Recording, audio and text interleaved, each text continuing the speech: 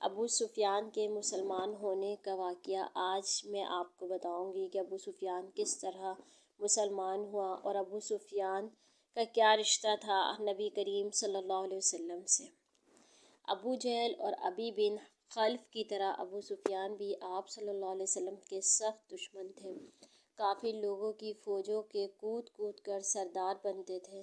جب مکہ کے لوگوں نے وعدہ خلافی کی اور مسلمانوں کو ستانے لگے تو ان کو خیال ہوا کہ کہیں ایسا نہ ہو کہ محمد صلی اللہ علیہ وسلم ہم پر فوج لے کر چڑھ آئیں۔ کسی طرح محمد صلی اللہ علیہ وسلم کا ارادہ معلوم کرنا چاہیے۔ سب کی رائے یہ ہوئی کہ ابو سفیان خبر لا سکتے ہیں کیونکہ ان کی بیٹی ام حبیبہ محمد صلی اللہ علیہ وسلم کے گھر میں ہے۔ سب نے ابو سفیان کو مدینے بھیجا۔ ابو سفیان خبر لینے گئے اور آپ صلی اللہ علیہ وسلم کے بستر پر بیٹھنا چاہا۔ حضرت ام حبیبہ نے بستر لپیٹ دیا اور ابو سفیان نے کہا، بیٹی کیا یہ بستر مجھ سے اچھا ہے؟ انہوں نے کہا، ابا جان تم کفر و شرک کی گندگی میں ناپاک ہو اور یہ بستر سید الطاہرین کا ہے، تمہارے بیٹھنے کا نہیں۔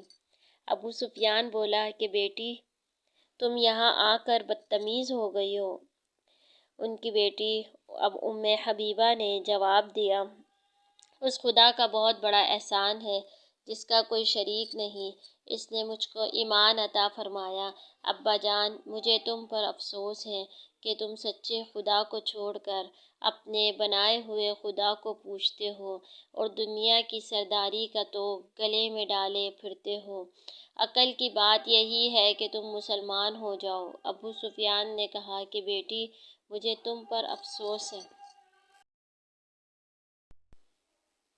کہ تم اپنے باپ دادا کا دین چھوڑ دیا اور محمد صلی اللہ علیہ وسلم کا دین قبول کر لیا اور ان سے خفا ہو کر آپ صلی اللہ علیہ وسلم کی خدمت میں آئے اور آپ صلی اللہ علیہ وسلم کا ارادہ معلوم کرنا چاہا، مگر آپ صلی اللہ علیہ وسلم نے ابو سفیان کو کوئی جواب نہیں دیا۔ پھر ابو سفیان حضرت ابو بکر اور حضرت عمر رضی اللہ تعالیٰ عنہما وغیرہ کے پاس آئے۔ سب نے جواب دیا کہ ہم اللہ کے رسول کے ساتھ ہیں، جو حکم ہوگا وہی کریں گے۔ غرض یہ کہ کوئی بھید معلوم نہ ہوا اور جیسے گئے تھے ویسے ہی لوٹ آئے۔ مکہ کے لوگوں نے خوب ابو سفیان کا مذاق اڑایا۔ ابو سفیان اور آپ صلی اللہ علیہ وسلم کا جو رشتہ تھا وہ یہ تھا کہ ابو سفیان کی بیٹی آپ صلی اللہ علیہ وسلم کے گھر تھی، تو اس لحاظ سے ابو سفیان سسر ہوئے آپ صلی اللہ علیہ وسلم کے۔ ایک دفعہ رحمت دو عالم صلی اللہ علیہ وسلم مکہ کی طرف فوج لے گئے۔ رات کو ابو سفیان اس تلاش میں پھر رہا تھا کہ محمد صلی اللہ علیہ وسلم فوج لے کر چڑھ نہ آئیں، اور اپنے ساتھیوں سے باتیں کر رہے تھے کہ حضرت عباس رضی اللہ تعالیٰ عنہ نے ان کی آواز پہچان لی اور ان کے پاس گئے اور فرمایا، بھائی جان آؤ ذرا ہماری فوج دیکھ لو۔ انہوں نے کہا، مجھے ڈر ہے کہ محمد صلی اللہ علیہ وسلم قتل کر ڈالیں گے۔ حضرت عباس نے فرمایا، ہرگز نہیں، تم میرے ساتھ چلو، اور ان کو فوج میں لے آئے۔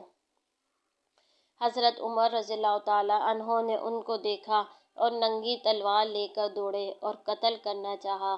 حضرت عباس رضی اللہ تعالیٰ عنہ نے فرمایا کہ یہ میری حفاظت میں ہیں۔